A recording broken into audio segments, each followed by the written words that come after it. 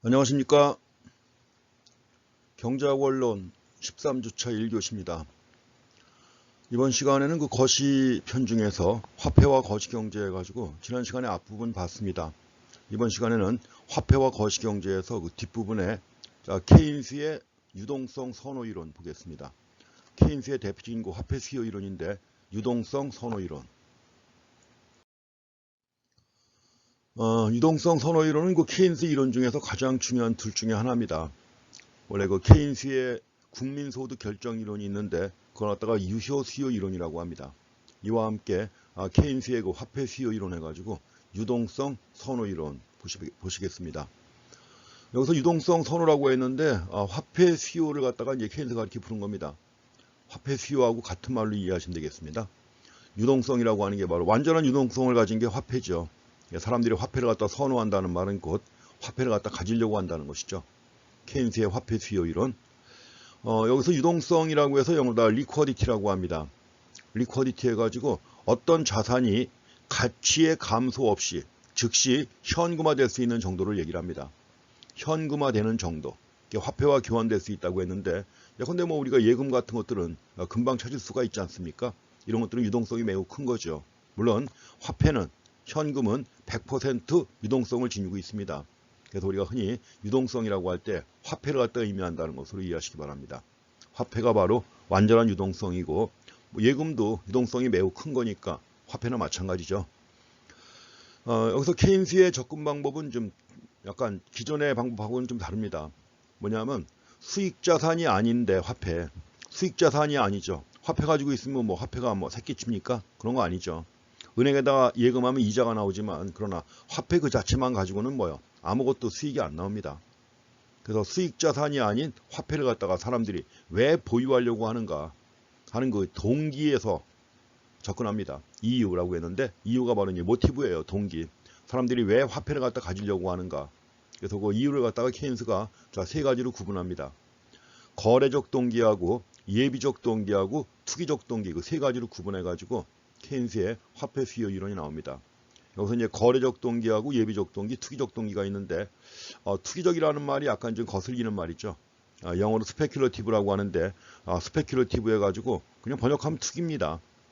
근데 이제 투기라고 하는 말은 엄밀하게 그 투자를 목적으로 보유한다는 것입니다. 그래갖고 지금은 이제 스페큘러티브 모티브라고 해가지고 투자적 동기라고 많이 번역을 합니다. 그래서 세 가지 화폐 수요의 동기, 케인스의 설명입니다. 거래적 동기와 예비적 동기와 투기적 동기 그 세 가지로 설명을 합니다. 먼저 거래적 동기인데 거래적 동기를 다른 거 아닙니다. 일상에서 늘 거래가 이루어지죠. 거래가 이루어지기 때문에 화폐를 갖다 보유한다는 겁니다. 거래에 필요하니까 화폐를 갖다 보유한다. 그래서 그 수입이 발생하는 시기하고 지출이 발생하는 시기 사이에 금액도 다르고 시기가 다르지 않습니까? 그래서 그 불일치하기 때문에 바로 거래적 동기가 발생하는 것이다. 그래서 이제 주머니에 늘 현금을 갖고 다니는 것이죠. 여러분들도 아침에 나올 때 돈 갖고 나오지 않습니까? 그 이유가 뭐죠? 하루 종일 거래가 이루어지지 않습니까? 그래서 뭐 점심도 사 먹어야 되고 아니면 또 버스 타야 되고 지하철 타야 되고 하니까 거래죠. 그게 일상의 거래가 늘 이루어지기 때문에 거래를 목적으로 화폐를 갖다 보유하는 것이 바로 거래적 동기라고 하는 겁니다. 트랜잭션 모티브라고 해서 거래적 동기 그렇게 얘기합니다. 아무래도 소득 수준이 많을수록 거래적 동기에 의한 화폐 수요가 커지겠죠. 그래서 거래적 동기에 의한 화폐 수요는 소득의 증가 함수입니다. 소득의 증가 함수. 소득이 증가하면 뭐 점심도 좀 비싸고 맛있는 거 먹을 것이고 소득이 증가하게 되면 버스나 지하철이 아니라 택시 타고 다닐 거 아니에요. 그럼 돈이 더 많이 필요하죠. 그래서 거래적 동기는 소득의 증가 함수라는 거 이해하시고 다음에 예비적 동기가 있는데 예비적 동기는 글자 그대로 비상금 얘기하는 것입니다. 여러분들도 하루에 필요한 돈만 딱 갖고 나오는 게 아니라 약간 여유 있게 비상금 갖고 다니죠. 그 예상치 못한 지출이 있을 수도 있다는 거죠. 그래서 예상치 못한 지출에 대비하기 위해서 좀 더 여유 있게 화폐를 갖다 보유하는 경우 예비적 동기가 되겠습니다. 예비적 동기도 바로 소득의 증가 함수죠. 소득이 많으면 그만큼 거래 규모가 커지니까 거래 규모가 커지게 된 그만큼 비상금 규모도 커지는 것이죠. 그래서 예비적 동기에 의한 화폐 수요도 소득의 증가 함수라고 하는 것을 확인하시기 바랍니다. 뭐 여러 학자들의 연구에 따르면 그 이자율도 이제 관련이 있죠. 이자율도 관련이 있는데 그렇지만 이제 예비적 동기에 의한 화폐 수요는 이자율의 영향은 별로 없는 것으로 가정합니다. 그래서 여기서는 지금 둘로 구분했지만 약간 이제 수준 높게 볼 때는 거래적 동기하고 예비적 동기 합쳐가지고 하나로 봅니다. 왜냐하면 둘 다 소득의 증가함수예요.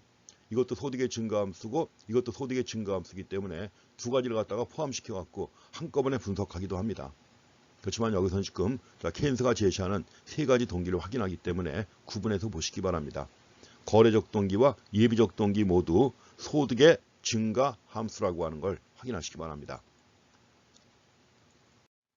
제일 중요한 게 바로 투자적 동기라고 하는 것입니다. 여기서 이제 투자라고 해놨습니다. 영어 다 스페큘러티브지만 투기라는 표현이 좀 좋은 표현이 아니죠. 투기라고 하는 건 사실 별거 아니죠. 내가 부동산을 매입하면 투자고 남이 매입하면 투기다. 그렇게 흔히 얘기합니다. 맞나요? 그렇죠. 최근에 좀 투자 열풍이 불고 있습니다. 아파트도 그렇고 아파트 분양 당첨만 되면 그냥 분양만 받으면은 그 자리에서 몇 천만 원씩 올라가니까 지금 지방에서 이제 그 전매 가능한 아파트 분양하는 거 오늘 아침 신문에도 보니까 지방인데도 불구하고 그냥 전국에 떴다방들이 다 모인 겁니다. 왜냐면 분양받은 사람한테 분양권을 매입하는 거예요. 근데 분양권을 매입하는데 그 즉시 지방인데 그 즉시 7천만 원이 더 얹어서 교환할 수 있다는 것입니다. 그러니까 다들 열풍이죠. 주식 투자도 어떻게 보면 하나의 열풍이고 이런 것들이 다 투자인데 뭐냐면 투자를 위해서 평소에 화폐를 갖다 보유하고 있어야죠. 좋은 투자 기회가 발생하면 그 좋은 투자 기회가 발생할 때 투자하기 위해서 평소에는 화폐를 갖다 보유하는 것입니다. 그래서 그 투자적 동기라고 하는 것이 화폐를 하나의 자산으로서 보유하는 거예요. 투자를 목적으로. 아무래도 이제 다른 자산에 비해서 화폐 보유가 유리할 때 다른 자산보다 화폐 보유가 유리할 때 이제 투자적 동기에 의한 화폐 수요가 발생하는 것입니다. 그래서 거꾸로 본다면 결국 뭐예요? 자본 손실 가능성이 있잖아요. 자본 손실 가능성이 있기 때문에 뭐예요? 화폐를 갖다 보유하는 겁니다. 그리고 나서 이제 자본으로부터 어떤 수익이 발생할 가능성이 크다 그러면 그럴 때 매입하는 것이죠. 자, 투자적 동기가 케인스의 이론 중에서 제일 중요한 것이고 특이한 것입니다. 우리 앞에서 고전화폐의 화폐 수량서를 봤는데 고전화폐의 화폐 수량서라고 가장 큰 차이를 갖다 보이는 게 바로 케인스의 투자적 동기입니다. 일단 그 투자적 동기에 의한 화폐 수요는 여기는 안 나와 있지만 결론은 다음 슬라이드에 나옵니다. 이자율의 감소 함수라고 봅니다. 투자적 동기에 의한 화폐 수요는 이자율의 감소 함수라고 봅니다. 그 이유를 설명하는 건데 그 이유를 설명할 때 이제 한 가지 가정이 있습니다. 뭐냐면 사람들은 자산을 화폐 아니면 채권으로만 보유한다고 가정합니다. 화폐와 채권 보유한다. 화폐는 이자가 안 나오죠. 당연히 화폐 물론 은행에다 예금하면 이자가 나오지만 화폐만 가지고 있으면 그로부터 새끼치는 게 아니죠. 그렇지만 채권은 어떠냐? 채권입니다. 주식이나 증권이 아니라 채권이에요. 채권은 뭐예요? 매 기마다 이자가 나옵니다. 예컨대 우리가 국채를 갖다 보유하고 있다. 국채를 갖다 가지고 있으면 약정된 이자가 매년 나옵니다. 이게 바로 채권이죠. 그래서 이제 화폐하고 채권은 완전히 대체 가능한 자산으로 가정합니다. 언제든지 화폐를 가지고 있다가 채권을 매입하려면 매입할 수 있습니다. 또 뭔가 이제 화폐가 필요하다 싶으면 채권을 매각해가지고 화폐를 보유하는 것이고 그래서 화폐와 채권은 완전히 대체 가능한 자산으로 가정할 때 그러면 이때 이 채권의 가격이 얼마냐 하는 거죠. 채권의 가격은 일단 이자율의 역수가 됩니다.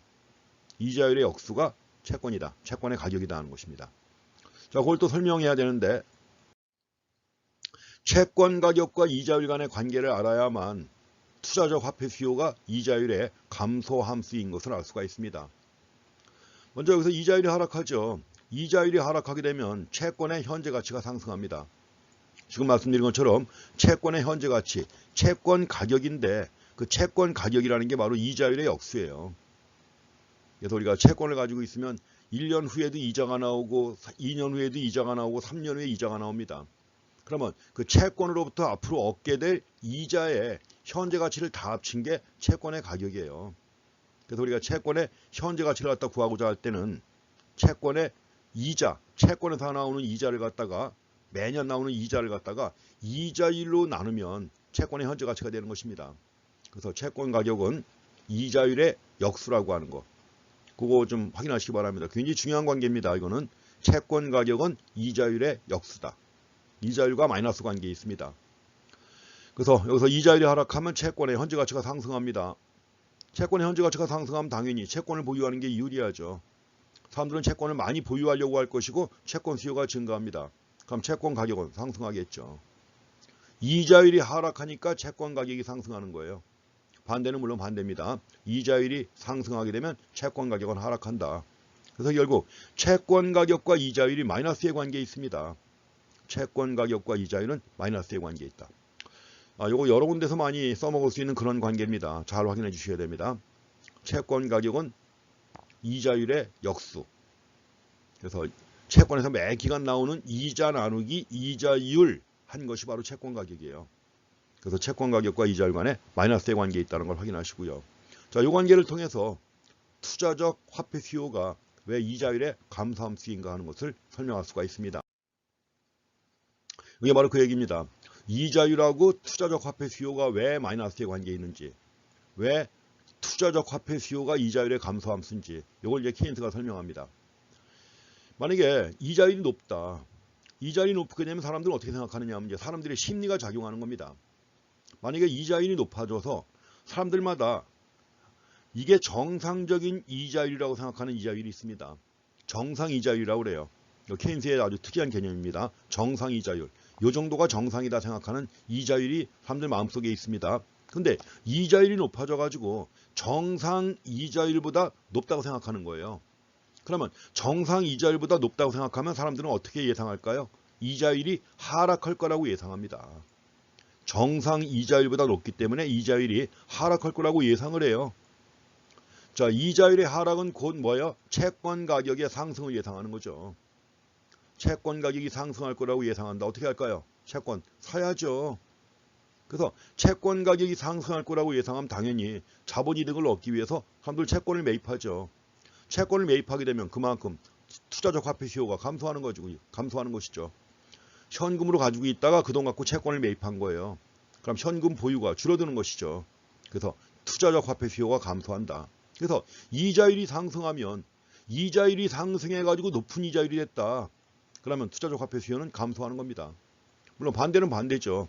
이자율이 하락해가지고 예컨대 정상 수준보다 이자율이 낮아졌다. 정상 수준보다 이자율이 낮아졌다고 생각하면 사람들은 어떻게 생각할까요? 이자율의 상승을 예상하겠죠.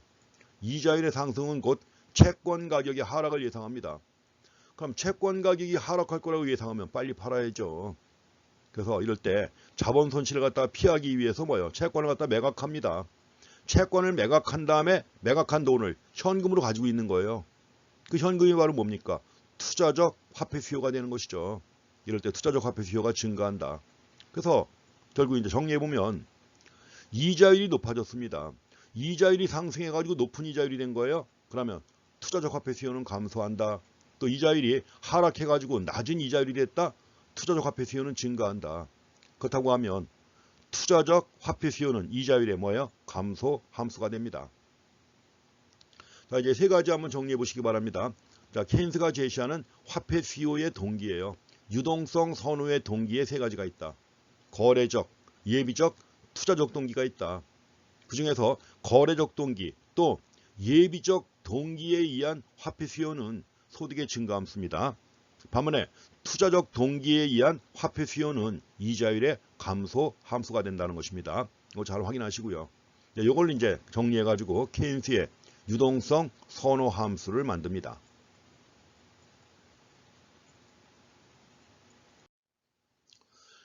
일단 그 투자적 화폐 수요 그림 먼저 하나 나왔습니다. 이자율의 감소 함수라고 그랬죠. 그러니까 세로축이 이자율입니다. 그 다음에 투자적 화폐 수요 해가지고 뭐예요? 가로축에 나와 있고요. 감소 함수니까는 뭐 마이너스 관계죠. 그래서 그만큼 이자율이 하락하면 사람들은 채권을 매각한 다음에 화폐로 보유한다는 얘기예요. 화폐로 보유하니까 따라서 이자율이 하락하면 투자적 화폐 수요가 증가한다는 것이죠. 이자율이 하락하면 투자적 화폐 수요가 증가하니까 투자적 화폐 수요 함수는 이렇게 해서 우하향하는 형태입니다. 그런데 여기 아주 낮은 이자율이 있어요. 아주 낮은 이자율. 보통 경기가 침체하면 이자율이 하락합니다. 왜냐면 경기가 침체하면 누가 투자하나요? 아무도 안 하잖아요. 기업들의 자금 수요가 없습니다. 아무도 투자하지 않으니까. 만든 물건도 안 팔리는데 누가 투자하겠습니까? 그래서 이제 기업들 자금 수요가 줄기 때문에 이자율은 하락하는데 이자율이 하락해가지고 거의 최저 수준까지 하락한 겁니다. 최저 수준. 더 이상 이자율이 하락할 수 없는 수준까지 하락한 거예요. 그럼 어떻게 될까요? 사람들은. 이자율이 최저 수준이다? 그럼 뭐예요? 채권은 최고 수준이라는 거죠. 채권 가격은. 그럼 채권 가격이 더 이상 오를 수 없는 데까지 올랐다. 어떻게 해야 돼요? 다 팔아야죠. 다 팔아야 돼요. 채권을. 가지고 있던 채권을 전부 다 판매하고 그 돈을 전부 다 화폐로 보유하는 거죠. 그러니까 이럴 때 화폐 수요가 어떻게 됩니까? 무한대가 되는 것입니다. 수평선이 되는 거예요. 화폐 수요 함수가 수평이 된다. 이게 케인스의 중요한 특징입니다. 그래서 케인스는 세계 대공황처럼 극도로 경기가 침체한 경우 이자율은 최저 수준까지 하락하고 이자율이 최저 수준까지 하락한 상황에서는 사람들이 보유하고 있는 채권을 전부 다 매각합니다. 가지고 자산의 전부를 자기가 보유할 수 있는 금융자산의 전부를 갖다가 뭐예요? 현금으로만 보유하는 거예요. 그 현금 보유가 바로 뭐예요? 투자적 화폐 수요죠. 그래갖고 요걸 갖다가 요 영역인데 요 영역을 뒤에 가면 얘기할 겁니다. 다시 요 영역을 우리가 유동성 함정이라고 합니다. 화폐 수요 곡선이 화폐 수요 함수가 수평이에요.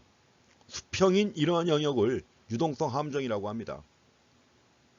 자, 케인스의 중요한 특징이고 아주 케인스의 중요한 무기예요, 이게.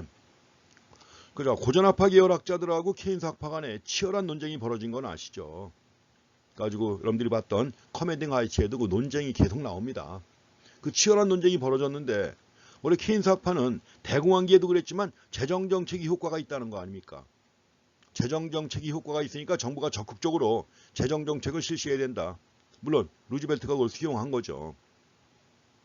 근데 고전학파 학자들은 어떠냐? 재정정책은 효과가 없다고 봅니다. 고전학파 학자들이 재정정책은 효과가 없다고 주장할 때 근거가 되는 게 뭐냐? 구축 효과라는 겁니다. 크라우딩 아웃 이펙트라고 하는 구축 효과. 그래서 재정정책을 실시해봐자 구축 효과가 매우 크기 때문에 효과가 없다. 그 구축 효과라고 하는 게 고전학파의 무기예요. 아주 강력한 무기입니다. 근데 거기에 비해서 케인스 학파는 원래 이제 고전학파 계열학자 중에 이제 통화주의 아니에요. 통화주의 학자들은 뭐냐? 불가피하다면 통화정책을 실시하는 게 바람직하다는 겁니다. 근데 케인스 학파는 케인스의 주장이에요. 통화정책은 효과가 전혀 없다. 이겁니다. 그래서 케인스 학파가 통화정책이 효과가 전혀 없다고 주장하는 중요한 근거가 뭐냐? 바로 이겁니다. 유동성 함정. 경제가 유동성 함정에 빠지죠. 이렇게처럼. 화폐 수요 함수가 수평으로 무한대가 됩니다. 화폐 수요 곡선이 무한대가 돼가지고 화폐 수요 함수가 수평인 이런 상황. 이런 상황에서는 아무리 통화량을 증가시켜봤자 더 이상 이자율이 하락할 수가 없죠. 이자율이 하락하지 않는다. 그럼 효과가 있는 거예요? 없는 거예요? 없는 거죠. 그래서 유동성 함정이라고 하는 게 케인스 학파의 매우 강력한 무기입니다. 여기서 일단 유동성 함정을 언급하지 않고 있고 투자적 화폐 수요가 이자율의 감소 함수라고 하는 거 요것만 설명하고 있는 것입니다. 그래서 투자적 화폐 수요 함수가 우하향한다는 거 요것만 설명하고 있는 겁니다. 유동성 함정에 대해서는 뒤에 가면 다시 또 나옵니다. 그래서 이렇게 갖고 투자적 화폐 수요 한 번 더 보시고요. 그럼 이제 세 가지 화폐 수요를 갖다가 다 합치면 총 화폐 수요가 되는 것이죠. 총 화폐 수요가 되는 것이고 이걸 가지고 이제 이자율이 결정되는 원리를 설명합니다. 다시 한번 말씀드리지만 거래적 그리고 예비적 화폐 수요는 소득의 증가 함수다. 그리고 투자적 화폐 수요는 이자율의 감소 함수라고 하는 겁니다. 그래서 우리가 총 화폐 수요 함수를 만들면 간략하게 화폐 수요니까 money demand, demand of money 해가지고 MD라고 표시를 합니다. MD라고 표시를 하면서 이 약자로다가 L자를 또 써요. L이 뭐예요? liquidity. 케인스가 얘기하는 liquidity, 유동성입니다. 그래서 화폐 수요 함수 얘기할 때도 이것도 MD라고 쓰기도 하지만 또 뭐예요? 그냥 L로 써요. L equal L. 그리고 이제 뭐예요? Y, I. 자, 소득의 함수이자 이자율의 함수니까. 그 소득의 함수인 것은 거래적, 예비적 화폐 수요고 이자율의 함수인 것은 투자적 화폐 수요 아닙니까? 그래갖고 두 가지를 한꺼번에 표시해가지고 이렇게 표시를 합니다. 함수의 가장 일반적인 형태죠. 그래서 케인스의 케인스뿐만 아니라 일반적인 화폐 수요 함수는 MT equal L, YI로 표시를 합니다. 화폐 수요 함수입니다. 자, 우하향하죠. 화폐 수요 함수는 우하향합니다. 그리고 지할 것이 여긴 이자율입니다. 균형 이자율의 결정 원리예요. 이자율이 결정되는 원리를 갖다 표시하는 것이기 때문에 화폐시장입니다. 이게 화폐시장에서 이자율이 결정되는 원리. 이게 세로축은 이자율이고 가로축은 화폐의 양입니다. 그랬을 때 화폐 수요 곡선은 우하향하죠. 마이너스 기울기 우하향합니다. 바로 이자율의 감소 함수이기 때문에 우하향하는 거예요. 물론 이건 소득이 Y0일 때입니다. 소득이 Y0일 때 화폐 수요 함수가 이렇다는 거죠. 이자율의 감소 함수니까 우하향합니다. 여기서 만약에 소득이 증가하죠. 자, 소득은 여기서 외생변수예요. 소득은 외생변수고 다 아시겠지만 외생변수가 변화할 때는 곡선 자체가 이동합니다. 그래서 이자율이 하락할 때는 이 곡선을 따라서 이동하죠. 곡선상에서 이동하죠. 이렇게 이동하지만 그러나 소득이 변화한다. 이럴 때는 곡선 자체가 오른쪽 왼쪽 이동하는 겁니다. 그래서 여기서 소득은 외생변수다. 그 다음에 수직선에 화폐 공급 곡선이 있습니다. 이거는 화폐 공급 곡선이에요. 우하향하는 선은 화폐 수요 곡선이고 수직인 선은 화폐 공급 곡선인데 화폐 공급 MS라고 해놨죠. MS인데 이게 바로 뭐냐? 통화량입니다. 통화량은 누가 정하죠? 중앙은행이 정하는 겁니다. 이자율과 관계없이 이자율의 영향을 받지 않고 중앙은행이 그냥 통화량을 정하는 것이기 때문에 여기서 MS 곡선은 수직으로 그려놓은 겁니다. 현재 통화량이 M이고 통화량 수준에서 화폐 공급 곡선은 수직선으로 그려집니다. 그럼 균형점이 여기죠. 화폐 공급 곡선하고 화폐 수요 곡선이 교차하는 점이 균형점이고 균형점에서 균형 이자율이 결정이 됩니다. 이게 바로 케인스의 화폐 시장의 균형을 설명하는 유동성 선호 이론의 결론입니다.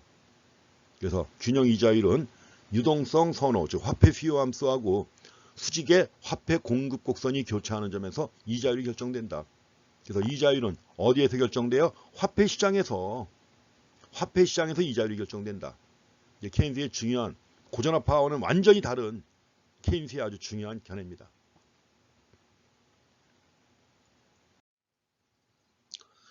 자, 그래서 아까 봤던 건데 화폐 공급 곡선 해가지고 MS 얘기했었죠. 자, 이거는 외생적으로 결정됩니다. 왜 그래요? 중앙은행의 통화 정책에 의해서 결정되는 거예요. 그래서 화폐 공급 곡선은 외생적으로 결정돼가지고 수직선이다. 그래서 결국 MD하고 MS의 교차점, 화폐 시장의 균형점이고 화폐 시장의 균형점에서 균형 이자율이 결정됩니다. 그래서 만약에 화폐 공급이 감소한다. 화폐 공급이 현재 500에서 400으로 줄였어요. 물론 이거 줄인 건 누가 줄이는 겁니까?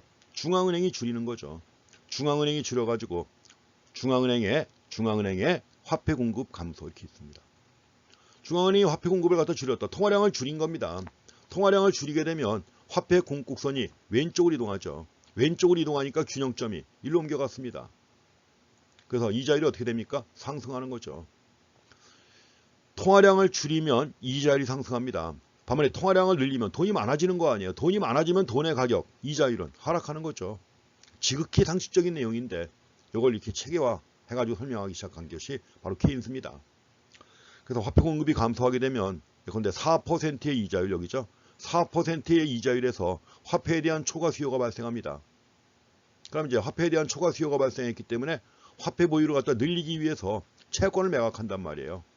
채권을 매각한다 그러면 시장에서 채권을 매각하면 채권 공급이 증가한 것이죠. 채권 가격은 하락하고 이자율이 상승하는 것입니다. 가지고 화폐 수요량이 감소함으로써 이자율은 또 상승하는 거죠. 그래서 화폐 공급을 감소시키면 이자율이 상승한다. 반면에 화폐 공급을 늘린다. 즉 통화량을 증가시키면 이자율이 하락하는 것입니다. 자, 케인스의 이론이 나온 다음에 밀턴 프리드만은 뭐 워낙 많이 본 분이죠. 커맨딩 아이치에서 나왔습니다. 시카고 학파, 자, 통화주의의 본산인 시카고 학파의 가장 우두머리가 밀턴 프리드만입니다. 자, 프리드만은 이제 고전학파의 전통을 이어받으면서 약간 고전학파의 이론을 수정한 이론을 제시합니다. 그래서 원래 고전학파의 이론이 화폐 수량설 아니에요. 고전학파 이론이 화폐 수량설인데 프리드만의 주장은 그걸 좀 수정한 것이기 때문에 따라서 앞에다가 신자를 갖다 붙입니다. 신화폐 수량설이라고 해서, 왜냐하면 이제 결론은 고전학파하고 비슷해요. 화폐 수량설과 비슷하기 때문에 화폐 수량설이면서 신자를 갖다 붙입니다. 그 이유가 이제 접근 방법의 차이가 있고 또 고전학파의 주장을 좀 수정한 거예요. 사실은 고전학파의 주장은 좀 극단적이죠. 그래서 그걸 좀 수정한 것입니다. 그러면서도 이제 케인스의 이론을 비판하는 겁니다. 케인스의 유동성 선호 이론도 비판하면서 고전학파의 이론을 좀 수정한 이런 이론입니다. 자, 케인스의 이론, 특히 중요한 게 투자적 화폐 수요 아닙니까? 세 가지 화폐 수요 중에서 특히 중요한 게 투자적 화폐 수요죠. 그래서 투자적 화폐 수요는 이자율 변화에 매우 민감하다. 매우 민감하기 때문에 고전화파가 일정하다고 봤던 화폐 유통 속도, 우리가 앞에서 봤던 화폐 수량설에서 화폐 유통 속도를 뭘로 표시했죠? V라고 표시를 했죠. 벨로시티 해가지고 V라고 표시를 했어요. 근데 고전화파의 화폐 수량설에서는 화폐 유통 속도가 일정하다고 했습니다. 왜냐하면 화폐 유통 속도라고 하는 게 주로 상거래 관습이라든가 제도 이런 거에 의해서 결정되는 건데 상거래 관습이라고 하는 게 쉽게 안 변한다는 거죠. 그러니까 단기적으로 화폐 유통 속도는 일정하다 이렇게 본 거죠. 근데 케인스의 주장은 그게 아닙니다. 고전화파의 주장이 틀렸다는 거죠. 자, 투자적 화폐 수요가 이자율 변화에 매우 민감하다. 이자율 변화에 민감하게 반응하기 때문에 화폐 유통 속도 또한 불안정하다는 겁니다. 일정하지도 않고 불안정하다. 그렇다고 하면 화폐 유통 속도가 불안정하면 고전적 화폐 수량설은 틀린 거죠. 그래서 화폐 유통 속도가 일정하다는 가정하에서만 성립되는 건데 그 가정이 잘못됐다면 고전화파의 화폐 수량설은 틀렸다는 얘기입니다. 잘못됐다. 이렇게 주장을 한 건데 거기에 대해서 이제 프리드먼이, 자, 밀턴 프리드먼이 주장합니다. 밀턴 프리드먼. 자, 케인스의 견해를 비판합니다. 프리드먼은 자, 케인스의 주장을 비판하고 고전화파의 화폐 수량설을 지지합니다. 가지고 V가 고전화파가 주장하는 것처럼 V가 고정된 것은 아니지만 일정한 것은 아니지만 그러나 뭐예요? V가 매우 안정적이라는 얘기입니다. V가 일정한 것은 아니지만 매우 안정적이다. 기본적으로 고전화파의 화폐 수량설을 지지하는 입장이죠. 그러니까 앞에다가 신자 붙여가지고 신화폐 수량설이라고 하는 것입니다. 자, 프리드만의 접근 방법도 잠깐 좀 보시기 바랍니다. 자, 프리드만도 이제 미시적 접근 방법을 도입해요. 여기다가 미시적 접근 방법을 도입해가지고 사람들이 화폐를 갖다 보유하는 것도 여러 가지 자산 중에 한 가지를 갖다 선택한 거란 얘기입니다. 그래가지고 이제 신화폐 수량설을 갖다가 만든 거예요. 화폐 보유의 기회비용을 따지는 겁니다. 화폐 보유의 기회비용을 따져가지고 사람들이 화폐를 갖다 보유하는 원리를 설명하는 것입니다. 신화폐 수량설의 아이디어는 이렇습니다. 신화폐 수량설. 화폐 공급이 증가한다. 화폐 공급이 증가하면 당연히 균형 상태에서 공급만 증가한 거예요. 그럼 화폐에 대한 뭐가 발생합니까? 초과 공급이 생기죠. 그런데 이럴 때 그러면 초과 공급이 발생했는데 이럴 때 균형으로 회복되기 위해서는 항상 고전화파 계열은 뭐예요? 항상 보이지 않는 손이 경제를 균형으로 이끈다는 거 아니에요. 여기서도 마찬가지로 그럼 뭔가 보이지 않는 손이 경제를 갖다 균형으로 이끈다. 균형으로 이끄는 힘이 뭐냐? 초과 공급이 있는 상태에서 균형으로 회복하기 위해서는 뭐냐? 화폐 수요를 결정하는 요인들이 변화해야 한다는 거죠. 화폐 수요를 갖다 결정하는 요인. 이게 뭐냐? 자, 실질 소득도 있습니다. 실질 소득이 있고 또 물가하고 이자율 이런 것들이 바로 화폐 수요를 결정하는 요인이라고 봐요. 물론 이제 여기에 대한 설명은 지금 자세히는 안 나왔는데 어쨌든 간에 실질 소득과 물가와 이자율이 변화해야 한다. 자, 케인스가 주장하는 화폐 수요의 결정 요인은 뭐가 있었죠? 거래적 예비적 동기에 의한 화폐 수요는 소득의 증가함수예요. 소득의 증가함수인데 프리드먼도 소득을 제시합니다. 그 다음에 투자적 화폐 수요는 이자율의 감소함수인데 프리드만도 이자율을 제시해요. 그리고 이제 실질 소득하고 이자율 말고 또 한 가지 물가를 제시하는 겁니다. 왜냐하면 실질 개념으로 파악해야 되기 때문에 이자율을 갖다가 포함시키는 거예요. 그래서 이런 경우 화폐 시장에 초과 공급이 있을 때 균형으로 돌아가기 위해서는 화폐 수요를 결정하는 요인들이 변화해야 되는데 이럴 때 화폐 수요를 갖다 결정하는 요인 중에서 뭐가 중요하냐? 프리드만은 이자율보다는 뭐예요? 실질 소득이 중요하다고 보는 겁니다. 명목 소득을 물가로 나누는 게 실질 소득이죠. 명목소득을 물가로 나누는 실질소득에 의해서 결정된다고 하는 겁니다. 그래가지고 결국 실질소득이나 물가가 변화해야만 균형으로 돌아갈 수 있다는 겁니다. 그럼 실질소득이나 물가가 변화해야 한다? 둘 합치면 뭐예요? 명목소득이죠. 그래서 결국 뭐냐? 신화폐 수량설의 중요한 결론은 통화량의 변화가 명목 국민소득을 결정한다는 겁니다. 통화량의 변화가 명목 국민소득을 결정하는 것이다. 이런 주장이 나오는 겁니다. 그래서 이제 고전화폐의 화폐 수량설과는 좀 차이가 있는 거죠, 이게. 그래서 통화량의 변화가 명목 국민소득. 자, 실질 국민소득이 아닙니다. 원래 고전화폐는 통화량하고 실질 국민소득은 아무 관계가 없다고 보는 거죠. 그게 바로 뭡니까? 그게 바로 화폐의 중립성. 화폐의 중립성이고 거기에 기초해가지고 고전화폐의 이분성이 나오는 거죠. 클래시컬 다이코토미가. 고전화폐의 주장인데 그렇지만 고전화폐의 그 주장은 너무 극단적이다는 것입니다. 그래서 신화폐 수량설에서 궁극적으로 통화량의 변화가 명목 국민소득을 결정한다 이렇게 보는 겁니다. 통화량의 변화가 명목 국민소득을 결정한다. 그래서 중요한 게 이자율이 아니라 실질소득이 중요하다는 점을 갖다가 내세웁니다.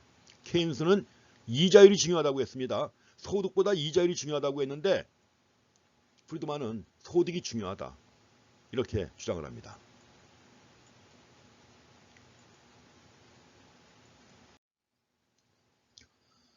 그래서 고전적 화폐 수량설은 약간 이제 요즘 문제가 있다는 걸 인정하는 거죠. 그래서 MV equal PY라고 해서 봤었죠. 앞에서 MV equal PY.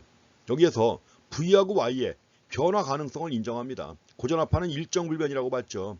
고전화폐는 V도 일정하다고 봤고 Y도 일정하다고 봤죠.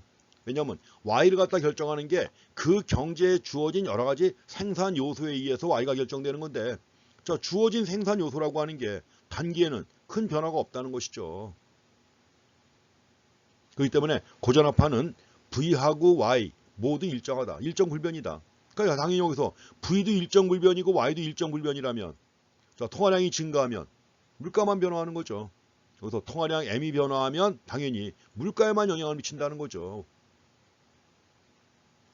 그래서 이렇게 해갖고 이제 고전화폐의 주장이 그랬던 건데, 이제 프리드만의 경우 신화폐 수량설에서는 고전적 화폐 수량설과는 달리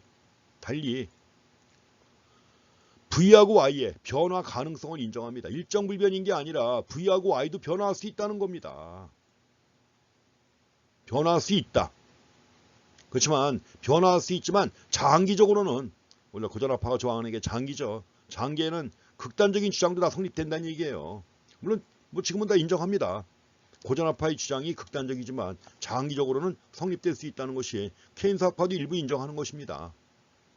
그래서 장기적으로 M하고 P 사이에, 통화량 M하고 물가 P 사이에 매우 안정적인 비례관계가 있다는 이런 주장입니다.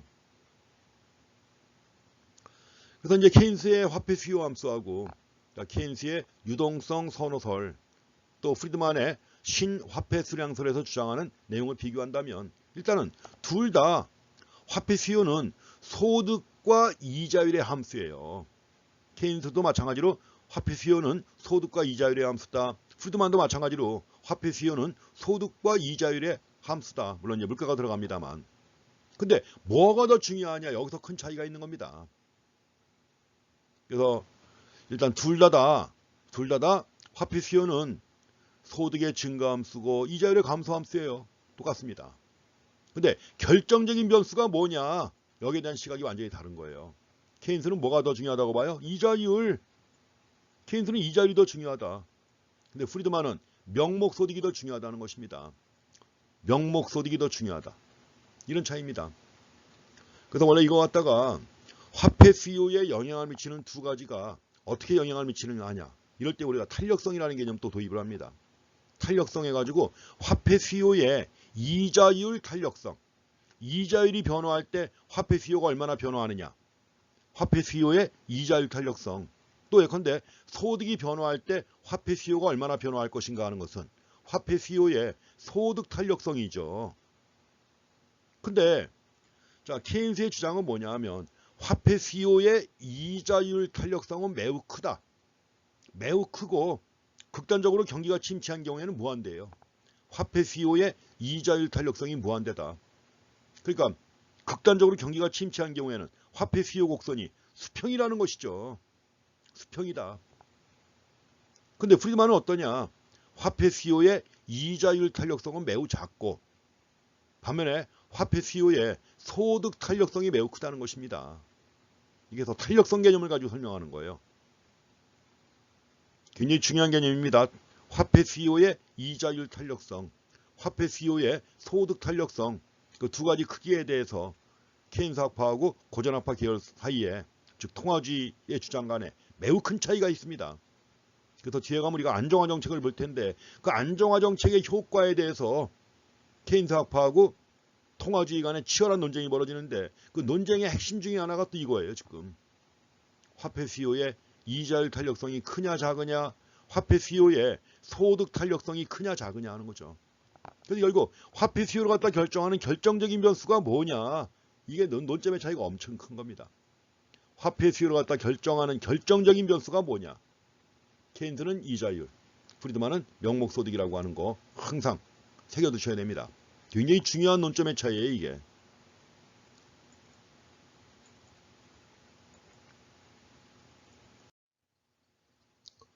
이제 화폐 수요 이론은 여기까지입니다. 앞에까지 봤고, 그래서 화폐 수요 이론 해가지고 원래 고전학파의 화폐 수량설은 고전학파의 물가 이론이에요. 원래는 고전학파의 물가 이론이지만 이걸 화폐 수요 이론으로 해석을 할 수 있다는 것입니다. 화폐 수요 이론으로 해석을 할 수 있다. 그래서 화폐 수량설에 따르면 화폐 수요는 명목소득의 증가함수다 이거죠. 이자율은 전혀 관계가 없습니다. 이자율은 전혀 관계없이 화폐 수요는 명목소득의 증가함수다. 반면에 케인스 학파는 뭐예요? 케인스의 주장은 화폐 수요는 소득과 이자율의 함수다 하는 것이죠. 케인스의 이론은 뭐라고 그래요? 유동성 선호 이론이라고 합니다. 화폐 수요는 소득의 증가함수고 이자율의 감소함수다. 근데 뭐가 중요하다? 이자율이 중요하다. 반면에 프리드만의 신화폐 수량설에서는 화폐 수요를 갖다 결정하는 요인은 역시 소득하고 이자율인데 뭐가 중요하다? 소득이 중요하다. 이자율은 중요하지 않다. 이런 주장입니다. 그래서 화폐 수요 이론 이렇게 정리해 볼 수 있고, 이제 이어서 국제 수지와 환율 문제 보겠습니다. 이것도 매우 민감한 거죠. 최근에 국가 간의 거래 활발하게 이루어지고 또 뭐 동학개미들 보면은 외국 주식도 많이 구입합니다. 외국 주식 매우 구매하는데 외국의 주식을 갖다 구매할 때 고려해야 될 것이 주가만 예상할 게 아니죠. 환율을 갖다 고려해야 합니다. 그러니까 환율에 대한 명확한 이해 없으면 국제사회에서 이 글로벌 경제에서 경제 현상을 제대로 이해하기가 어려워요. 그래서 여러분들이 그 환율의 결정 원리라든가 이런 것들 잘 이해하셔야 됩니다. 그래야만 하다못해 뭐 TV에 나오는 뉴스라도 이해할 수 있고 그런 거죠. 제가 판단하기엔 그냥 일반 대중을 상대로 하는 뉴스예요. 뭐 신문이나 이런 데도 마찬가지. 경제신문이 아니라 일간지에. 그 일간지에 나오는 기사나 이런 것들을 갖다 쭉 읽으면서 경제에 대한 깊은 이해가 없는 사람이 이걸 이해할까 이런 생각이 들 때가 많이 있습니다. 근데 특히 그런 내용들이 뭐예요? 환율과 관련해 가지고 국제거래에서 그런 생각이 많이 듭니다. 그래서 여러분들은 국제수지와 환율 관련해 가지고 이제 처음 공부하시는 거니까 그 기본적인 내용들을 정확히 파악해 주시고 개념도 명확하게 확인하시고 그 흐름을 갖다가 파악하는 데 주안점을 두시기 바랍니다. 저 먼저 국제수지 보시겠습니다. 늘 쓰는 말이죠. 국제수지. 한 국가가 일정 기간 동안, 그래서 국제수지를 파악할 때도 보통 이제 분기별로 파악한 다음에 연 단위로 파악을 합니다. 그러니까 국제수지라고 하는 것도 결국 플로우 개념이라고 하는 거죠. 일정 기간을 기준으로 측정한 양, 그래서 플로우가 되는 것입니다. 그래서 한 국가가 일정 기간 동안 수행한 해외 부문과의 경제적 거래, 그러니까 외국과의 모든 경제적 거래를 갖다가 화폐 단위로 표시한 것이 바로 국제수지입니다. 가장 쉽게 얘기하면 뭐냐면 들어온 돈하고 들어온 외화, 나간 외화의 차액을 나타내는 겁니다. 그래서 우리가 뭐 국제수지가 흔히 흑자니 적자니 이렇게 얘기하죠. 그래서 흑자라고 할 때는 들어온 외화가 나간 외화보다 많을 때 흑자라고 하는 것이고, 반면에 나간 외화가 더 많으면 적자라고 하는 것입니다. 그러니까 차액을 얘기하는 거예요. 수지라고 할 때 차액. 뭐 우리가 수지라는 말 많이 쓰죠. 근데 가계 수지가 적자다 이런 말 많이 쓰지 않습니까? 가계 수지라는 것은 뭐예요? 한 가계를 놓고 볼 때, 가정이죠. 가정을 놓고 볼 때 일정 기간 동안 들어온 돈, 나간 돈의 차액입니다. 근데 이제 들어온 돈 수입보다는, 소득보다는 나간 돈이 더 많을 때, 지출이 더 많을 때 적자라고 하는 거죠. 그러니까 우리가 수지라고 하는 개념은 차액을 얘기하는 겁니다. 들어온 돈, 나간 돈의 차액을 의미한다는 거 보시기 바랍니다. 수지라는 말 많이 씁니다. 가계 수지도 있고 또 뭐요? 현금 수지라는 말도 많이 쓰죠. 현금 수지, 우리가 투자 결정할 때 현금 수지 계산도 합니다. 다 마찬가지로 들어온 돈, 나간 돈의 차액을 의미하는 것으로 보시면 되겠습니다. 자, 국제수지 중에서 경상계정이 있고, 경상계정, 그리고 경상계정에서 발생한 수지를 경상수지라고 합니다. 또 자본금융계정이 있고, 자본금융계정에서 발생한 수지를 갖다가 자본수지라고 하는 것입니다. 엄밀하게 해서 뭐 또는이라는 표현은 사실은 잘 어울리지 않는 말이죠. 그냥 경상계정에서 발생한 수지, 해서 경상수지니까 구분해서 얘기합니다. 그러니까 우리는 이제 수지를 중심으로 보시면 되는데, 그럼 여기서 이 경상계정이라는 게 뭐냐? 우리가 보통 이 국제수지를 갖다 계산하는 경우에도 회계적 방법을 이용해요. 회계적 방법을 이용하기 때문에 뭐요? 계정이라는 말 쓰는 겁니다. 어카운트 해가지고 계정. 보통 이제 경상계정이라고 나오는데, 경상계정이라고 할 때는 커렌트 어카운트라고 합니다. 그래서 경상계정에 포함되는 게 4가지가 있습니다. 경상계정을 구성하는 항목이 4가지. 상품 수지하고 서비스 수지하고 서비스. 자, 국가 간에도 서비스 거래가 이루어지죠. 그러니까 우리나라 항공기가 외국 화물을 갖다가 실어 나르고 돈 벌어왔다. 이게 서비스입니다. 우리나라의 근데 현대상선이 외국에 컨테이너 운반해주고 돈 벌어왔다. 이것이 다 서비스에 포함되는 겁니다. 여행이라든가 이런 것들 다 여기 포함되는 거예요. 그 다음에 또 본원소득수지가 있습니다. 본원소득수지. 이건 뭐냐면 우리나라 노동자가 외국에 가서 일한 다음에 돈 벌어왔다. 이게 다 여기 포함되는 겁니다. 마찬가지로 외국 노동자가 국내에서 벌어간 돈이 있죠. 여기 포함되는 겁니다. 그 다음에 이전소득수지가 있는데, 그 이전소득수지는 뭐냐? 이전이라는 말 아시죠? 이전. 뭐 중요한 말입니다. 주의해서 봐주세요. 이전은 반대급부 없이 이루어지는 거래를 얘기하는 겁니다. 그래서 우리가 정부 지출 중에서도 정부 이전 지출이 있어요. 이전 지출은 뭐냐? 반대급부 없이 정부가 쓰는 돈입니다. 예컨대 정부가 생활이 어려운 사람들에게 지원금을 준다. 이게 다 이전 거래에 들어가는 겁니다. 이전 지출에. 그래서 국가 간에도 마찬가지로 이전이라는 말 들어가면 반대급부가 없는 일방적 거래. 예컨대 뭐 지진 피해가 심한 나라가 있다. 그럼 무상원조 해주잖아요. 무상원조. 이런 것들이 다 이전 소득수지에 포함되는 겁니다. 우리나라의 경우에도 6.25 전쟁 이후에 많이 받았죠. 무상으로. 이런 것들이 다 이전 소득수지에 포함되는 겁니다. 그래서 경상계정을 구성하는 게 4가지가 있다. 상품수지, 서비스수지, 본원소득수지, 이전소득수지가 있는데 각각에 무엇이 포함되는가 하는 것도 잘 확인하셔야 됩니다. 그 책에 좀 설명이 자세히 나와 있으니까 책에 나와 있는 설명 잘 확인하셔야 됩니다. 또 한 가지가 이제 크게 구분하면 자본금융계정이 또 있습니다. 자본금융계정에서 여기도 자본계정하고 금융계정하고 둘로 구분합니다. 그래서 금융계정, 자본계정, 금융계정 해가지고 여기에는 금융계정에는 직접 투자한 돈, 또 증권 투자하고 또 파생금융상품 투자한 거 있죠. 기타 투자, 거기다가 준비자산까지 더해가지고 여기 말 금융계정에 해당되는 것입니다. 그래서 자본금융계정 해가지고 금융계정에 포함되는 것이 무엇인가 하는 거. 자, 이제 통계표 보시면은 나와 있습니다. 자, 우리나라의 국제수지표 해가지고 나와 있습니다. 2019년 10월인데 경상계정이 있습니다. 경상계정에 뭐가 들어가요? 4가지. 상품, 서비스, 본원소득, 이전소득수지 4가지가 포함됩니다. 그 다음에 자본계정에서 발생한 수지를 갖다 자본수지라고 합니다. 자본계정에서 발생한 수지가 자본수지예요. 그러면 또 한 가지가 이제 금융계정이 있는데, 금융계정에 뭐가 들어갑니까? 직접 투자, 증권 투자, 파생금융상품, 기타 투자, 준비자산이 포함됩니다. 근데 이제 국가 간의 거래가 워낙 복잡하고 뭐 환율 문제 이런 것들이 얽히기 때문에 항상 오차가 있습니다.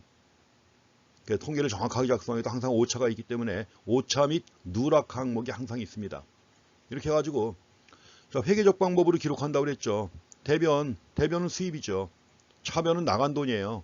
이건 들어온 돈, 들어온 외화, 나간 외화. 그 차액을 갖다가 이제 우리가 수지라고 하는 것이죠.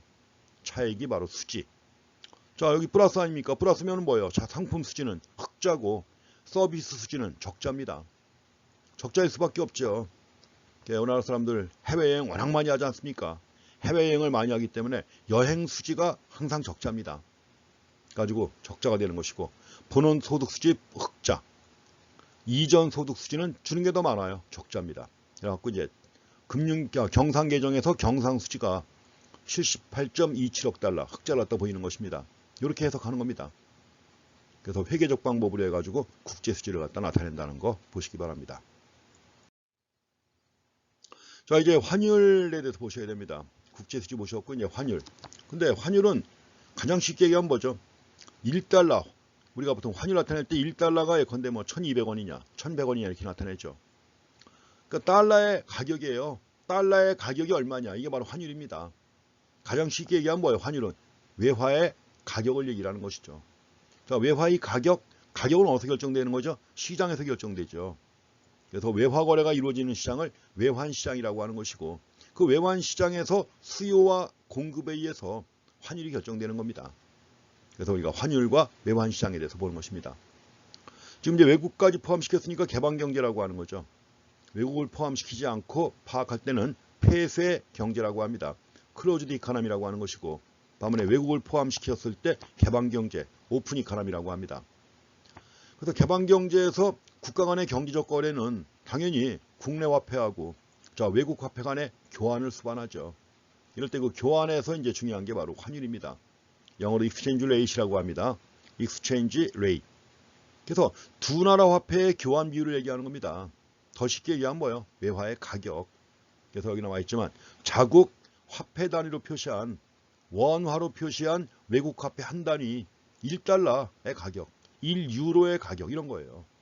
1유로가 얼마냐 원화로, 또 1달러가 원화로 얼마냐 이거죠.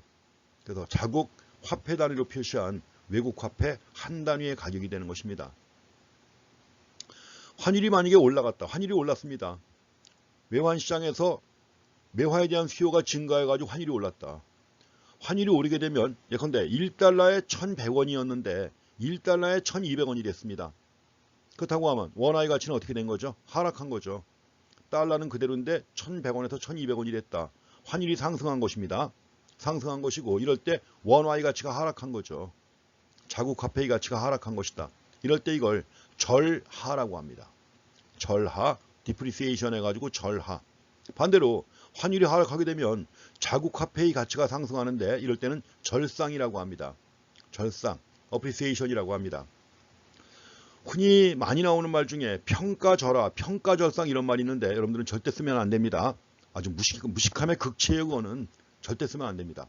또 환율 인상, 환율 인하 이런 말도 쓰면 안 됩니다. 왜냐하면 환율 인상, 그래가지고 평가절하 이런 것들은 고정환율제도 하에서 쓰는 용어예요. 고정환율제도 옛날에 있었죠. 그러니까 지금은 우리 일상적으로 쓸 때는 환율 상승, 절하, 환율 하락, 절상 이렇게 써야 되는 것이지 평가절하, 평가절상 이런 말은 절대 쓰면 안 됩니다. 물론 이제 우리가 책을 통해서 공부할 때는 고정환율제도화에서 어떻게 되느냐 해가지고 용어가 나옵니다. 근데 책에서만 나오는 용어지 실제는 쓰이지 않는 용어니까 절대 쓰면 안 되는 겁니다. 근데 아직도 그걸 착각하는 사람들이 있습니다. 간혹가다 신문을 봐도 그런 말 쓰는 사람이 있어요. 그것도 경제신문인데 누가 칼럼을 쓴 겁니다. 근데 그런 말 쓴 게 있어요. 그러면 기자가 교열을 볼 때 가려내야 되는 건데 기자도 모른다는 얘기죠. 그 신문은 다시는 안 봅니다. 그래서 경제신문이라고 있는데 물론 메이저급 신문은 아닙니다. 근데 신문 보다 보니까는 이제 누군가 글을 썼는데 참 그 누군가도 제가 알만한 사람인데 이제 속으로 그 다음은 저한테 이제 뭐예요? 무식한 놈. 자, 이렇게 낙인 찍힌 겁니다. 그래서 여러분들은 절대 쓰면 안 되는 말입니다. 환율 상승, 절하, 환율 하락, 절상 이렇게 쓰시면 됩니다. 영어도 기억해 놓으시고요. depreciation, appreciation 해가지고 절하, 절상. 환율이 이제 외환시장에서 외화에 대한 수요와 공급이 일치할 때 환율이 결정되는 겁니다. 그럼 외화에 대한 수요인데 이제 물론 우리가 외화뿐만 아니라 외화 표시의 증권까지 다 거래가 되기 때문에 넓게 외환이라고 합니다. 외화에 대한 수요가 발생한다. 어떨 때 발생하느냐. 이제 외화에 대한 수요가 환율과 어떤 관계가 있는가 하는 건데 외화에 대한 수요가 발생하는 가장 대표적인 요인이 뭐죠? 수입대금을 지급하는 겁니다. 상품을 수입해 왔잖아요. 그럼 수입대금은 외화로 지급해야죠. 그래서 우리가 외화에 대한 수요를 갖다 결정하는 가장 중요한 요인이 수입이니까 수입을 중심으로 해가지고 파악하시면 됩니다. 그럼 이제 외화에 대한 수요가 환율과 어떤 관계가 있는가 하는 거예요. 먼저 환율이 상승합니다. 환율이 상승했다. 그럼 예전에 1달러어치 1달러짜리 수입해 왔는데 1달러짜리 수입해 왔는데 환율이 상승했습니다. 그럼 전과 똑같은 양의 물건을 수입할 때 더 많은 외화를 지불해야 되는 것이죠. 더 많은 외화를 지불해야 한다. 그래서 환율이 상승하면 수입하는 상품의 국내 통화 표시 가격이 상승한다는 거죠. 그럼 어떻게 됩니까? 수입이 감소하는 거죠. 수입이 감소한다. 환율이 상승하니까 전보다 더 많은 돈을 줘야 되는 겁니다. 그러니까 수입이 감소하게 되면 당연히 외화에 대한 수요는 어떻게 돼요? 감소하는 것이죠. 환율이 상승하면 환율이 상승한다. 외화에 대한 수요가 감소한다. 그럼 외화에 대한 수요 곡선은 우하향하는 수요 곡선이 나오는 거죠. 외화에 대한 수요 곡선은 우하향한다. 이렇게 해서 정리해 주시고요.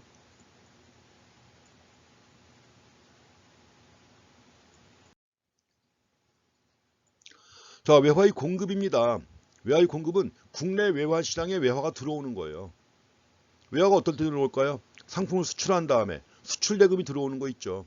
그래서 외화의 공급이 이루어지는 가장 중요한 요인은 수출이니까 수출을 중심으로 해가지고 파악하시면 됩니다. 여기서도 환율이 상승했다. 그러면 같은 물건을 수출할 때 전보다 더 적은 외화에 판매할 수 있는 거죠. 환율이 올랐으니까 전보다 더 적은 외화에 판매할 수 있다. 그러면 수출하는 상품의 외화 표시 가격은 하락하는 것이죠. 수출 상품의 외화 표시 가격이 하락하는 것이다.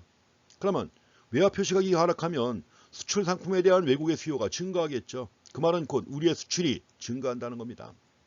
환율이 상승하면 수출이 증가한다. 그럼 수출 대금이 많이 들어오는 거죠. 외화의 공급이 증가하는 겁니다. 그래서 여기서도 환율이 상승하면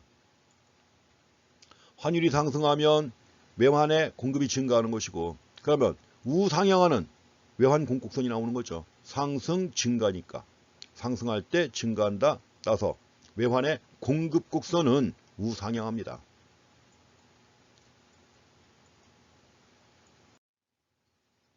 환율의 결정은 외환시장에서 수요와 공급에 의해서 결정되는 것입니다.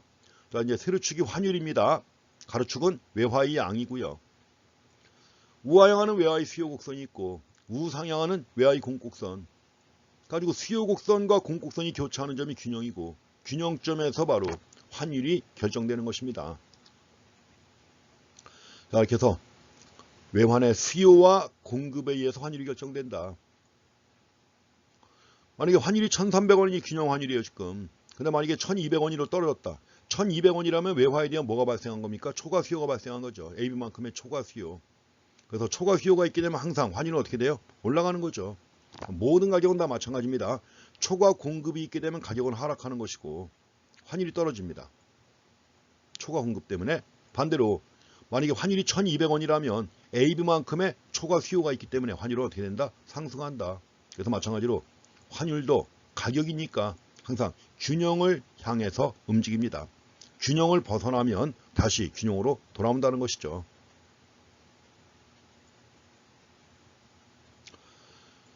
자, 외환 수요 곡선 우하향, 외환 공곡선 우상향한다 해가지고 밑줄 그어놨는데 말씀드린 거죠.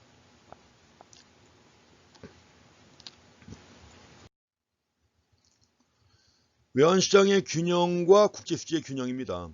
자, 외환시장에서 균형을 이루고 환율이 결정됐잖아요. 그럼 그 수준에서 국제수지도 균형을 이루는 거예요. 만약에 외환시장에서 외화에 대한 초과 수요가 있다. 달러에 대한 초과 수요가 있다. 달러에 대한 초과 수요가 있다는 뭐죠? 쉽게 얘기하면 초과 수요가 있다. 수입이 우리가 수입하려면 수입대금 지불해야죠. 수입대금 지불할 때 외화 수요가 발생합니다. 수출하는 경우엔 수출대금이 들어오는 거 아니에요. 그렇죠? 그러니까 외화 공급이 이루어지는 거죠. 그럼 달러에 대한 초과 수요가 있다는 얘기는 결국 수입이 수출보다 크다는 것이죠. 그래서 수입이 수출보다 큰 거니까 이 말은 곧 한국 사람들이 외국의 상품이나 자산을 갖다 구입하기 위해서 수요하는 달러의 양이 수요하는 달러의 양이 미국 사람들이 공급하는 달러의 양보다 더 크다는 거죠. 수요가 공급보다 많다. 초과 수요입니다. 그럼 이럴 때 어떻게 되나요? 이럴 때 나가는 돈이 더 많은 거 아니에요. 나가는 달러가 더 많은 것이기 때문에 이럴 때 한국의 국제 수지는 악화되는 거죠. 국제 수지가 적자를 갖다 보이면서 악화되는 것입니다. 악화된다는 말은 국제 수지가 적자를 갖다 보이는 것이다. 근데 말씀드린 것처럼 초과 수요가 있을 때 어떻게 된다고 그랬죠? 초과 수요가 있게 되면 환율이 상승한다고 그랬죠. 시장에서니까. 그래서 국제 수지는 악화되는데 이런 상황에서 환율이 상승하게 됩니다. 환율이 상승해가지고 외환시장은 다시 균형을 이루게 되죠. 그러니까 외환시장이 균형을 이루게 되면 초과 수요는 없어진 거 아닙니까? 초과 수요가 없어진 것이고 초과 수요가 없어지게 되면 균형점이니까 국제 수지도 다시 균형 상태에 이르게 되는 것입니다. 그래서 국제 수지가 악화되거나 국제 수지가 좋아질 때 이럴 때 뭐예요? 환율이 변화한다는 얘기입니다. 환율이 변화한다는 점, 이 점을 생각하면 되겠습니다.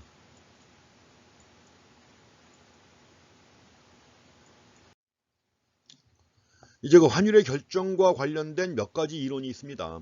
우리가 지금은 이제 일반적인 이론 해가지고 외화에 대한 수요와 공급에 의해서 외환시장에서 환율이 결정된다고 했는데, 그러면 그 환율에 실제로 반영되는 게 무엇인가 하는 거예요. 뭐가 환율을 갖다 결정하는 요인인가 해가지고 몇 가지 이론이 있습니다.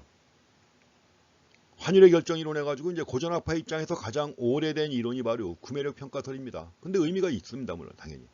구매력 평가설. 구매력이라고 하는 게 뭐죠? purchasing power. 살 수 있는 능력이에요.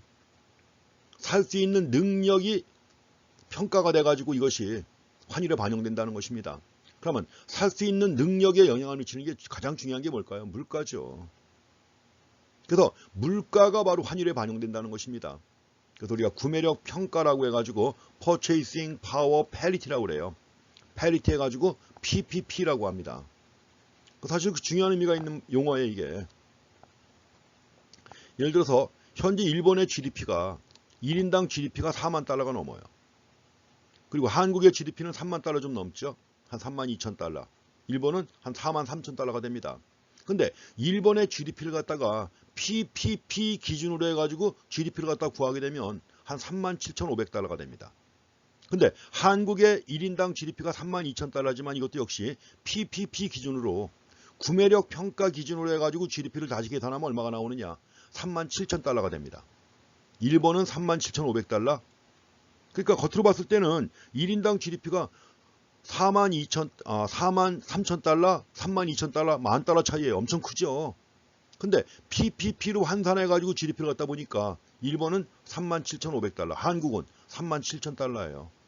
그 말은 결국 뭐예요? 일본 사람들의 생활 수준하고 한국 사람들의 생활 수준이 거의 똑같다는 거죠. 구매력을 가지고 다시 평가하니까. 그래서 구매력 평가라고 하는 게 여러 군데서 많이 적용되는 그런 개념입니다. 그래서 purchasing power parity 해가지고 PPP라는 단어, 용어 확인하고 가셔야 됩니다. 자, 구매력 평가서는 뭐냐면 환율이라고 하는 것이 각국의 구매력을 반영하는 게 물가 수준입니다. 물가 수준의 비율에 의해서 결정된다는 이론이 구매력 평가설입니다. 이걸 원래 처음 주장한 학자가 스웨덴의 구스타프 카셀이라는 학자가 주장한 거예요. 카셀의 구매력 평가설입니다.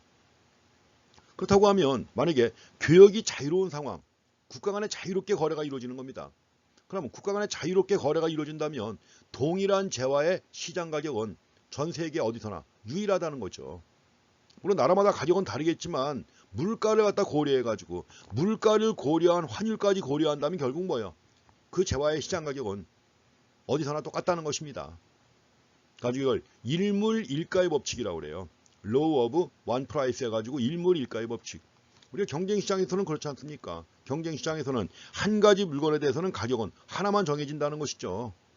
일물일가의 법칙 해가지고 경쟁시장에서 성립되는 건데 지금 교역이 자유로운 상황이니까 경쟁시장이나 마찬가지예요. 나라마다 이 전 세계 시장이 뭐예요? 하나의 경쟁시장이라는 얘기죠. 교역이 자유로우니까. 그래서 교역이 자유로운 상황에서 동일한 재화의 시장 가격은 전 세계에 하나밖에 없다. 유일하다는 것입니다. 일물일가의 법칙을 전제로 합니다. 그래서 여기서 국내 물가 수준을 갖다가 P라고 하고 외국의 물가 수준을 갖다가 Foreign Price 해가지고 PF라고 했을 때 환율은 결국 뭐예요? 자, 외국의 물가 수준분의 국내 물가 수준이라는 얘기입니다. 환율이라고 하는 게 물가 수준의 차이를 갖다 반영해가지고 환율이 결정된다는 것입니다. 구매력 평가설의 예를 한번 들어보겠습니다. 우리나라와 미국이 교역을 하는데 완전히 동일한 종류의 똑같은 사과예요. 똑같은 사과를 생산한다. 거래 비용은 경쟁시장이니까 한국과 미국이 다 경쟁시장 안에 있는 거예요. 그렇다면 뭐예요? 거래 비용은 거의 없죠. 거래 비용은 무시할 정도로 작다. 우리나라의 사과가 한 개당 1,500원입니다. 미국 사과는 한 개당 2달러고. 그러면 일무리가의 법칙에 따르면 결국 뭐예요? 1,500원의 구매력과 2달러의 구매력은 사과 하나 아닙니까? 똑같죠. 똑같아야 되는 거죠. 이럴 때 이걸 구매력 평가 또는 구매력 평형이라고 그래요. Purchasing Power Parity를 갖다가 보통 이제 구매력 평가라고 많이 씁니다. 근데 이제 평형이라는 표현도 씁니다. 그럼 이럴 때 1달러가 얼마가 되는 거죠? 사과 하나 1,500원 2달러입니다. 그럼 사과 하나 가격을 고려한다면 1달러가 얼마예요? 750원이죠. 그래서 외환시장에서 1달러의 원화 가격, 즉 환율은 750원이 되는 겁니다. 1달러 대 750원. 이렇게 결정되는 거예요. 그러니까 보통 빅맥 갖고 이제 빅맥 지수라는 환율도 있잖아요. 만약에 빅맥이 미국에서 3달러다. 그 한국에서는 예컨대 3,000원이다. 그러면 달러당 환율이 얼마예요? 1,000원이라는 얘기죠. 3달러 3,000원. 그렇게 해서 이거 빅맥 지수라고도 합니다.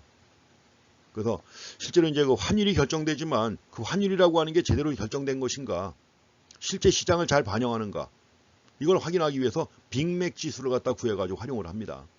요새 또 뭐 스타벅스 같은 경우 전 세계 어디나 다 있지 않습니까? 그러니까 이제 라떼 지수도 있습니다. 라떼 가격, 전 세계 라떼 가격을 가지고 환율을 갖다가 계산해 보는 거예요.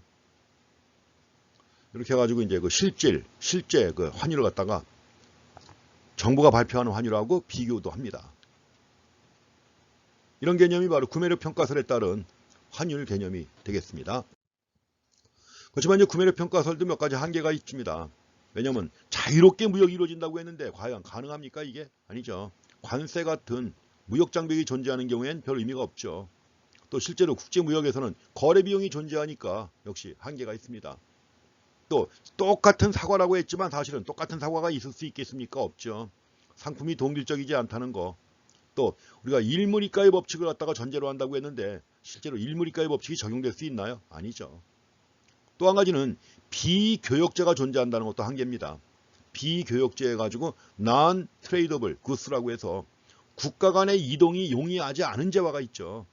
국가 간 이동이 용이하지 않은 재화. 이런 걸 비교역제라고 해가지고 비교역제가 존재할 때는 이런 것이 존재하기 때문에 뭐예요? 모든 상품의 가격이 다 반영된 게 아니라는 거죠. 그렇기 때문에 구매력 평가서는 이런 한계가 있습니다. 한계가 있음에도 불구하고 의미가 있어요 또. 그렇지만 한계는 일단 확인하고 지나가실 필요가 있습니다. 자, 또 한 가지 환율 결정 이론 중에 하나가 중요한 게 이자율 평가설이 있습니다. Interest Rate Parity 해가지고 이건 IRP라고 하는 약자입니다. 이거는 자본 수지에 초점을 맞춘 거예요. 국가 간의 자본 거래, 자본 수지에 초점을 맞춰가지고 환율을 설명하는 그런 이론입니다. 근데 국가 간의 그 자본 수지가 환율에 큰 영향을 미치는 건 틀림없습니다. 그래서 이자율 평가설은 뭐냐면 환율은 두 나라 간 이자율의 차이에 의해서 환율이 결정된다는 겁니다. 두 나라 간의 이자율의 차이에 의해서 환율이 결정된다. 그래서 이제 국가 간의 자유로운 자본 이동이 이루어지고 그래야죠. 아까 우리가 구매력 평가설에서는 국가 간의 자유로운 거래가 이루어진다고 했는데 여기서도 국가 간의 자유로운 자본 이동이 이루어져야 됩니다. 또 일정한 물가 수준을 전제로 해야 돼요. 물가 수준에 변화가 없다. 그리고 자금을 국내 투자하든 외국에 투자하든 간에 수익률은 동일하다는 전제입니다. 수익률은 동일하다. 이런 전제. 가지고 이런 전제 하에서 환율은 두 나라 간의 이자율의 차이에 의해서 환율이 결정된다는 게 이자율의 차이에 의해서 환율이 결정된다는 거. 바로 이자율 평가설입니다.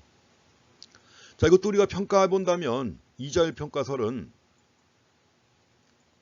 자본이동이 자유롭고 비교적 자본이동이 비교적 자유로우면서 여러가지 그 금융자산의 위험도가 비슷한 이런 금융상품이 거래가 되는 나라 사이에서는 잘 적용됩니다. 자본이동이 자유롭게 이루어지고 위험도가 비슷한 금융상품이 거래되는 나라들 사이에서는 잘 적용된다. 그렇지만 여러 가지 금융상의 제약이 있는 나라들 있잖아요. 이런 나라의 경우에는 성립하지 않습니다. 앞에서 봤던 구매력 평가서도 마찬가지입니다. 예컨대 선진국과 후진국 간의 무역 거래가 이루어진다. 이런 경우에 잘 적용이 안 돼요. 어느 정도 수준이 비슷한 나라들끼리, 여건이 비슷한 국가들끼리는 잘 적용됩니다. 이자율 평가서도 마찬가지고요. 그래서 여러 가지 금융거래에 제약이 있거나 이런 나라 사이에는 잘 성립하지 않는 그런 이론입니다. 여기서 만약에 미국 채권 시장의 이자율이 5%인데 한국 채권 시장의 이자율이 10%라고 생각해 보세요. 채권 시장에서 채권의 이자율이 5%, 10%. 그럼 현재 환율이 만약에 달러당 1,000원이다. 그럼 이런 경우 100달러를 갖다가 미국에 투자하게 되면 1년 후 얼마가 돼요? 이자율이 5%니까 1년 후에 105달러가 되는 거죠. 근데 한국에 투자하면 얼마가 되는 겁니까? 자, 지금 100달러니까 1,000원이죠. 100달러니까는 달러당 1,000원씩 해가지고 얼마예요? 10만 원이죠. 자, 10만 원을 투자했는데 이자가 한국의 시장 이자율은 10%다. 한국에 투자하면 얼마예요? 11만 원이죠. 그럼 1년 뒤에 만약에 환율이 그대로라면 한국 채권이 5달러 이익이라는 거죠. 한국 채권이 이것보다 더 크니까 5달러 이익이다. 이런 얘기입니다. 그리고 만약에 1년 뒤에 환율이 1,100원으로 상승한다. 그럼 한국 채권에서 나오는 소득을 달러로 바꾸면 얼마예요? 100달러는 얘기죠. 100달러. 그래가지고 결국 환율이 105분의 11만 원 이상으로 환율이 오르면 자, 미국 채권이 유리하다. 그래서 현재 미 달러화에 대한 수요가 증가할 것이고 현재 환율이 상승할 것이다. 예를 들었는데 한번 차근차근 읽어보시기 바랍니다. 지금 슬라이드 글자 뜨는 게 아니라 이상하게 한 줄 한 줄 뜨는데 그래서 이 관계 한번 잘 읽어보시기 바랍니다. 이자율 평가설에 따른 환율 결정 원리입니다. 이것도 의미가 있습니다.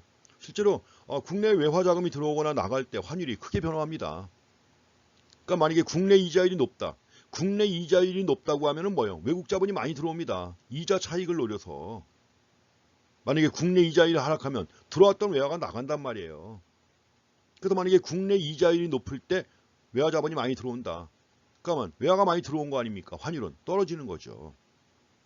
이렇게 해갖고 이 자금 투자와 관련해서 이자율의 차이 이런 것들이 국가 간의 자본 이동을 아주 활발하게 만드는 중요한 요인 중에 하나입니다. 그래서 그런 것들을 다 우리가 국제 거래나 국가 간의 관계에서는 이런 것들을 다 고려해 가지고 판단을 해야 되는 거예요. 이제 그 두 가지 환율 제도가 있습니다. 첫 번째가 고정 환율 제도가 있는데 이거는 환율이 고정되어 있습니다. 일정 기간 동안에는 고정되어 있어요. 물론 그 환율 가지고 도저히 버틸 수 없다 싶을 때는 정부가 개입해 가지고 뭐예요? 환율을 인위적으로 올리거나 내리거나 이렇게 얘기합니다. 그래서 정부가 외환시장에 개입하는 거예요. 환율을 갖다가 특정한 단일 통화라든가 아니면 특정한 복수 통화에 대해서 일정 수준에서 고정시키는 겁니다. 지금까지 역사상 있었던 대표적인 고정환율 제도가 예전에 있었던 근본위 제도입니다. 세계 대공황 이전에가 바로 근본위 제도예요. 그래서 화폐가 있지만 금값에 연계가 된 겁니다. 금값에 연계가 되어 있기 때문에 뭐예요? 당연히 환율은 변화할 수 없죠. 근본위 제도. 전형적인 그런 겁니다. 그러니까 만약에 미국 돈 1달러에 금이 1g 포함되어 있다. 그 당시 영국 돈 1파운드에는 금이 2g이 포함되어 있어요. 그렇다고 하면 환율이 어떻게 될까요? 1파운드는 2달러가 되겠죠. 그런 식으로 해가지고 금 하나 이런 것들이 유통되던 그런 시기. 또 지폐가 있지만 지폐를 갖다 발행할 때 금을 갖다 보관한 상태에서 지폐를 발행하는 거예요. 이런 상황에서는 환율이 일정 수준에 고정되어 있는 거죠. 또 한 가지가 바로 여러분들이 알고 있는 브레튼 우주 체제입니다. 커맨딩 하이츠에서 나왔습니다. 커맨딩 하이츠에서도 나왔던 얘기인데 2차 대전이 끝나갈 무렵 1944년 8월 달 미국의 뉴햄프셔주에 있는 브레튼 우주에서 연합국 대표들이 모여가지고 회의를 갖다 합니다. 그 회의 내용이 뭐죠? 이제 전쟁이 거의 끝나간다. 연합국의 승리로 전쟁이 거의 끝나가고 있다. 전이 끝나가고 있으니까 전후에 국제 경제 질서, 또 전후에 국제 금융 질서에 대한 논의가 필요하다는 거죠. 그동안 전쟁 때문에 엉망이 됐으니까 가지고 연합국 대표들이 브레튼 우즈에서 모여가지고 회의를 갖다 합니다. 그때 영국 대표로 나간 사람이 누구냐? 영국 대표는 케인즈예요. 케인즈가 영국 대표로 참석을 했고 미국 대표로 화이트라는 학자가 참여합니다. 가지고 케인즈는 케인스안을 제시했어요. 전후의 국제 금융 질서는 이렇게 하는 게 좋다. 그리고 이제 파이트안을 제시했는데 두 가지가 이제 꼭대기에 올라간 겁니다. 근데 뭐가 채택이 될게요? 당연히 파이트안이죠. 영국은 이제 한물 갓나라입니다. 이제 전쟁 때문에 피해가 엄청났고 미국은 피해 하나도 없죠. 인명피해 말고는. 전쟁 때문에 돈 번 나라고 2차 대전 이후에 국제 경제를 갖다 이끄는 게 바로 미국이란 말이에요. 그래가지고 결국 미국의 입김이 작용한 거죠.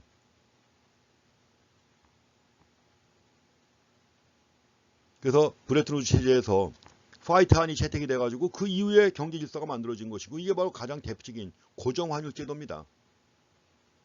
거기서는 뭐냐면 미국의 달러화만이 유일한 기축통화예요. 그러니까 미국의 달러화를 갖다 기축통화로 정한 다음에 물론 달러화의 가치는 금과 연계가 돼 있어요.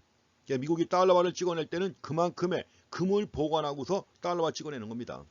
그러니까 달러화의 가치가 금과 연결돼가지고 고정돼 있죠. 그리고 모든 나라의 화폐는 달러화하고 일정한 환율을 갖다 유지하는 그런 제도입니다.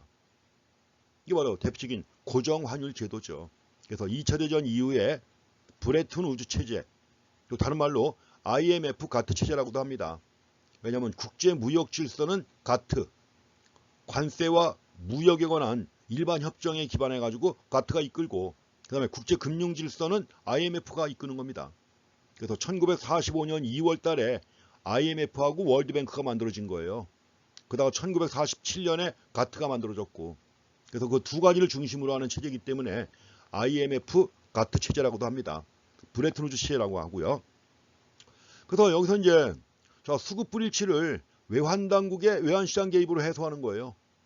그러니까 외환당국이 개입해가지고 인위적으로 환율을 갖다 올리거나 내리거나 해갖고 조정이 되는 겁니다. 그래서 이런 경우 이제 외환당국의 외환시장 개입으로 수급 불일치를 갖다 해소합니다. 그러니까 당연히 국내 통화량이 크게 영향을 받아요.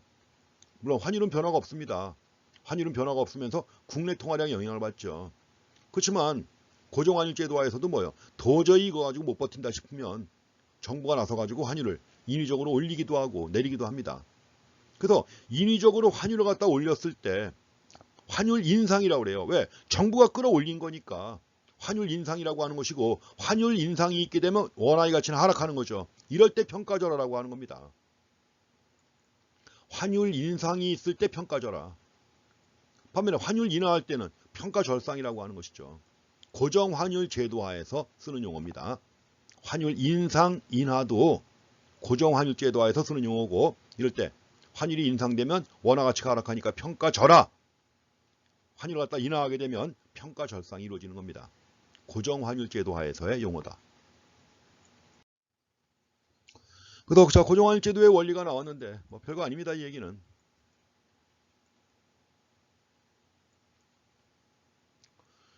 환율이 외화에 대한 수요와 공급을 일치시키는 균형환율. 이제로지만 그 균형환율에서 환율이 결정된다는 보장이 있어요? 없어요? 없습니다. 그래서 만약에 이때 고정환율이 2원이라면 균형환율은 이제로가 돼야 되는데 정부가 정한 고정환율이 2원이란 말이에요. 그러니까 뭐가 있습니까? 외화에 대한 초과 수요가 있죠.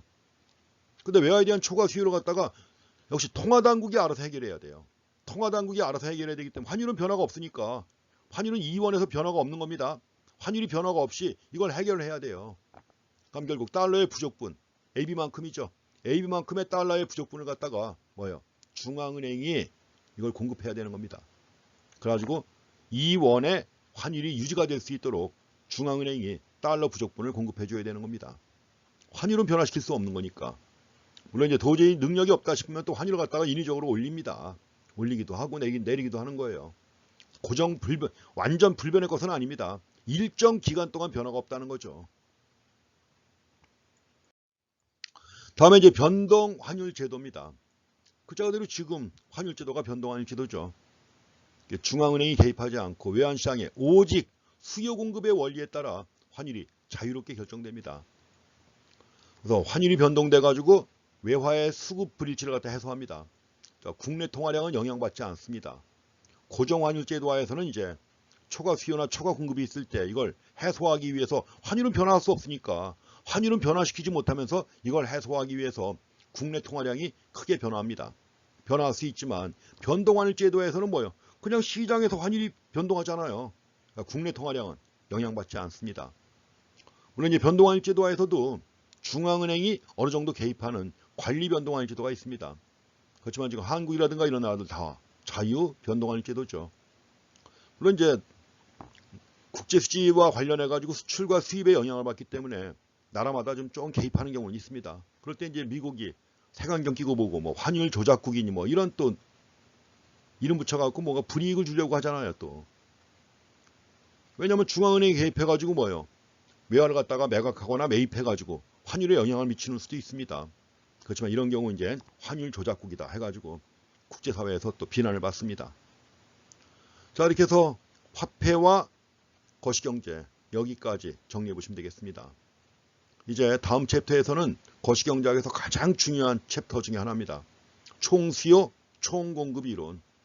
우리가 화폐 시장에서의 균형 봤죠. 그 다음에 상품 시장에서 국민소득이 결정되는 원리 봤죠. 이 두 가지가 이제 바로 결합돼 가지고 나라 경제 전체에서 총수요, 총공급에 의해 가지고 균형 국민소득과 균형 물가 수준이 결정되는 원리를 갖다 이제 공부하시는 겁니다. 이걸 통해서 경기 변동을 설명하는 거예요. 이게 바로 7장의 내용입니다.